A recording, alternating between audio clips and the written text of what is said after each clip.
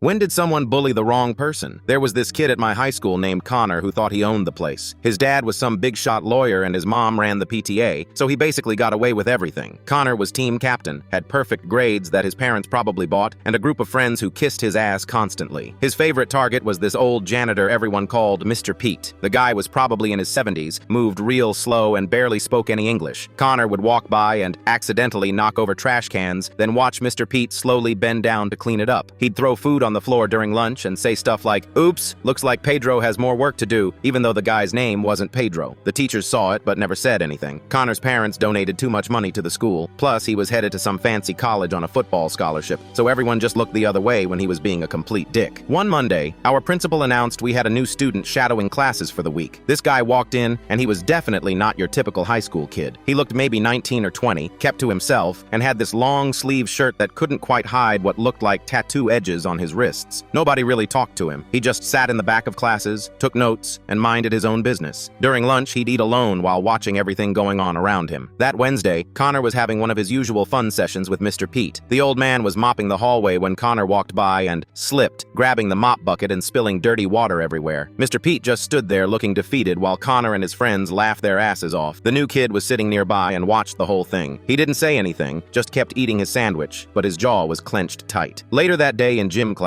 Connor was telling his buddies about the mop incident. He started doing this fake accent, making fun of how Mr. Pete talked, calling him names I won't repeat. The whole time, the new kid was doing push-ups in the corner, not saying a word. Then Connor said something really nasty about Mr. Pete's family, and that's when the new kid stopped mid-push-up. He stood up, walked over to Connor, and said in this calm voice, "That's my grandfather you're talking about." The entire gym went dead silent. Connor's face went white, then red, then he tried to laugh it off. "Yeah, right, dude. Nice try." The new kid didn't smile. "His name is Pedro Hernandez. He raised me after my parents died when I was 8. He worked 3 jobs to put food on our table, including cleaning your rich kid messes at night." Coach Williams came over because everyone had stopped playing basketball to watch. Connor tried to act tough, puffing out his chest. "So what? I was just joking around. Can't the old guy take a joke?" That's when the new kid really lost it. He stepped right up to Connor and said loud enough for everyone to hear, "You touch him again, make one more mess for him to clean up, or say one more word about my family, and I'll show you what I learned in Afghanistan." Turns out the guy wasn't even a student. He was a Marine who'd just gotten back from deployment and was visiting his grandfather while figuring out his next move. The shadowing thing was just cover so he could spend time at the school during the day. Coach Williams separated them, but word spread fast. By the end of the day, everyone knew Connor had been torturing a war veteran's grandfather. The principal called Connor's parents for a meeting. Connor got suspended for a week. His parents tried to fight it, threatening to pull their donations, but too many people had heard what happened. The worst part for Connor was when his college recruiter found out. They pulled his scholarship offer. Apparently, they don't want players who pick on elderly immigrants.